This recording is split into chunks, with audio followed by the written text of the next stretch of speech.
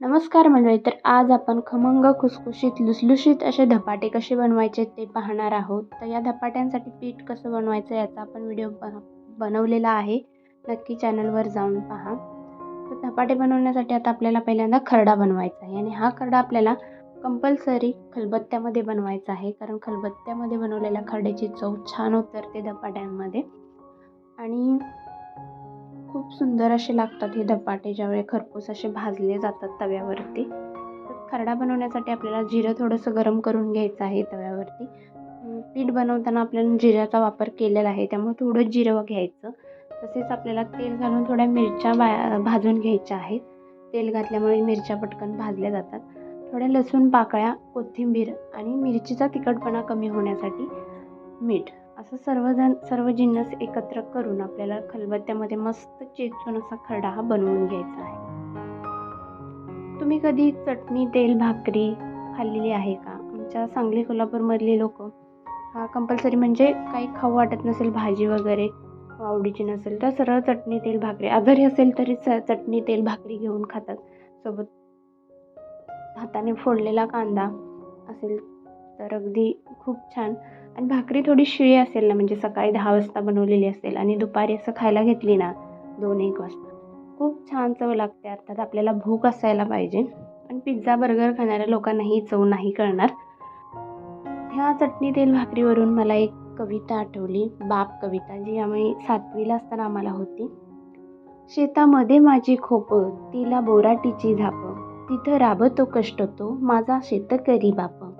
लिहितो अंगावर चिंध्या, खातो मिरची भाकर, काडी उसाची पाचट, जगा मिळाया साकर. माझा बाप शेतकरी, उभ्या जगाचा पोशिंदा, त्याच्या भाळी लिहलेला रात दिस कामधंदा. बाप फोडत लाकड, माय पेटविते चुला, पिठा मागल्या घामाची, काय चव सांगू तुला. आम्ही कष्टाचंच खातो, जग करी हा पाप, कष्ट सारे त्याच्या हाती, दुसऱ्याच्या हाती माप.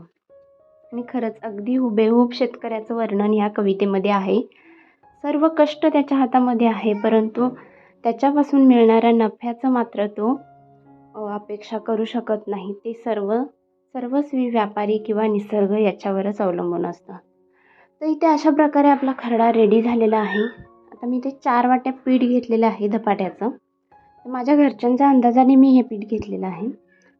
त्याच्यात आपल्याला हा खरडा घालायचा आहे. खरडा व्यवस्थित पिठामध्ये मिक्स करून घ्यायचा आणि आपण जसं चपातीसाठी मीठ घालतो चवीसाठी, त्याप्रकारे ह्या पिठामध्ये देखील आपल्याला थोडंसं मीठ आणि हळद घालायची आहे. खरड्यामध्ये ऑलरेडी मीठ आहे, परंतु खरड्यासाठी आहे, त्यामुळे ह्याच्यामध्ये देखील आपल्याला चवीसाठी थोडंसं मीठ घालून व्यवस्थित चपातीचं पीठ मळतो त्याप्रकारे आपल्याला हे पीठ मळून घ्यायचं आहे. आता इथे पाहू शकता व्हिडिओमध्ये व्यवस्थित मी मिक्स करून खरडा घेतलेला आहे पिठामध्ये आणि चपातीच्या पिठाप्रमाणे मी हे पीठ मळून घेतलेलं आहे.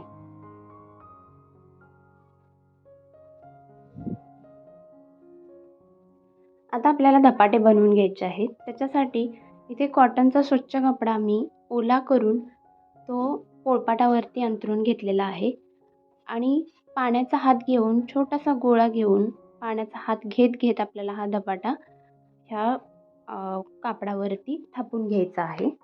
अगदी पातळ असा, शक्य तितका असा पातळ आपण हा धपाटा थापून घ्यायचा. म्हणजे काय होतं, हा धपाटा मस्त असा भाजला जातो, खुसखुशीत असा होतो. नाही तर धपाटा जर जाड राहिला थापायला थोडासा थापताना, तर हे धपाटा व्यवस्थित भाजला जात नाही, खाताना असा गिजगिजीत लागतो. आणि तवा एकदा तापल्यानंतर एकदम गॅसची फ्लेम लो करून आपल्याला रुमालासहित हा धपाटा तव्यावरती टाकून घ्यायचा आहे. आणि रुमालाच्या वरूनच आपल्याला भाकरीला ज्या प्रकारे आपण पाणी लावतो त्या प्रकारे पाणी लावून घ्यायचं आहे. आणि अशा प्रकारे बोटं उठवून घ्यायची आहेत, बोटं अशी रुतवून घ्यायची आहेत, बोटं अशी रुतली पाहिजेत, दिसली पाहिजेत वरती धपाट्यावरती. आणि अलगदपणे आपण रुमाल काढून घ्यायचा. जर रुमाल निघत नसेल तर वरून अजून थोडंसं पाणी लावलं, ज्या ठिकाणून रुमाल निघत नाही रुमालाच्या वरूनच पाणी लावायचं, हे रुमाल इझिली निघून येतो. आणि साईडून थोडंसं तेल घालून पुन्हा अशा प्रकारे आपल्याला झाकण ठेवून अगदी 2 मिनिट आपल्याला हा धपाटा स्लो गॅसवरतीच आपल्याला हा धपाटा मस्त खरपूस असा भाजून घ्यायचा आहे. अगदी 2 मिनिटात हा धपाटा भाजला जातो. अगदी मॅगी जसं अगदी 2 मिनिटात शिजते त्या प्रकारे. खूप साधी सोपी पद्धत आहे. आणि हा धपाटा एकाच साईडून भाजायचा. एकदा आपण धपाटा कव्हर केला की त्या साईडून मस्त असा भाजला जातो 2 मिनिटात की आपला धपाटा रेडी होतो. अशा प्रकारे सर्व धपाटे बनवून घ्यायचे. आणि हे धपाटे तुम्ही दही किंवा चवळीची उसळ किंवा मुगाची उसळ याच्यासोबत तुम्ही हे धपाटे खाऊ शकता. तर तुम्हाला हा व्हिडिओ आवडला असेल तर लाईक करा, शेअर करा आणि सबस्क्राईब करायला विसरू नका. पुन्हा भेटूया अशाच नवनवीन व्हिडिओसह. तोपर्यंत बाय बाय.